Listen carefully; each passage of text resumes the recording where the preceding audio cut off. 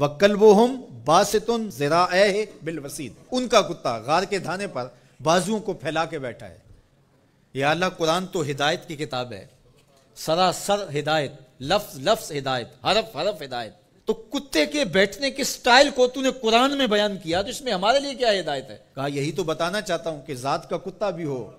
سنگ جڑ جائے ولیوں کے، اور ولیوں کے دروازے پر بیٹھ کے پہرا دینے لگ جائے، اور کسی کام آ جائے مشت خاک،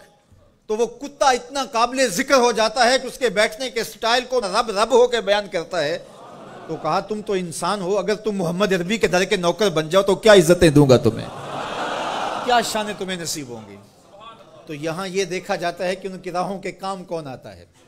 ان کے راستے کا مسافر کون ہے، ان کے دین کے لیے اپنے آپ کو پیش کون کرتا ہے، ان کی خدمت اور نوکری کے لیے اپنی مشت خاک کو ان کی راہوں میں بچھاتا کون ہے۔ اور اگر ہم ساری زندگی اپنی خواہش سے گزار دیں اور ان کے دین کے لیے ہم نے کچھ نہ کیا ہو، تو پھر ہم دیکھیں کہ ہم کھڑے کہاں ہیں۔ اقدس تیرے پاؤں میں نہ کوئی کانٹا نہ کوئی زخم، پھر کیوں ہاتھ میں پرچم اسلام لیا تھا۔ اللہ تعالیٰ جل شانہ کی نعمتیں، اس کی کرم نوازی ہمارے اوپر پہم برسیں،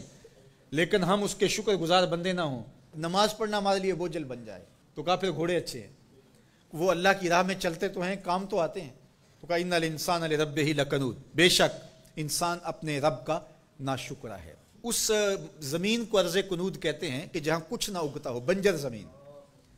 جہاں نہ سبزہ اگتا ہو کہ جانور چارہ کھا سکیں،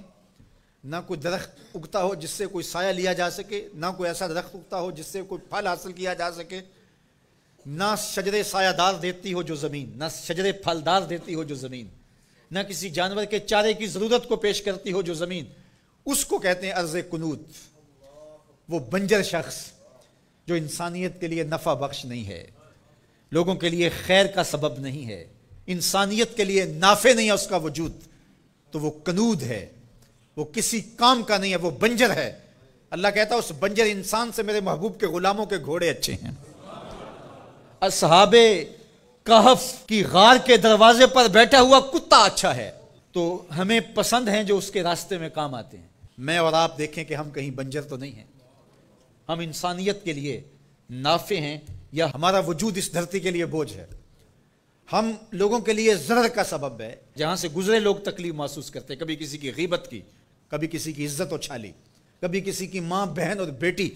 کی آبرو پہ گلی محلے میں بیٹھ کے آوارہ لوگوں کی طرح باتیں چھیڑ دیں، کبھی ہم کسی کی تکلیف کا سبب اور ذریعہ بنے۔ ہم یہ دیکھیں کسی کے لیے اذیت کا سبب تو نہیں ہے،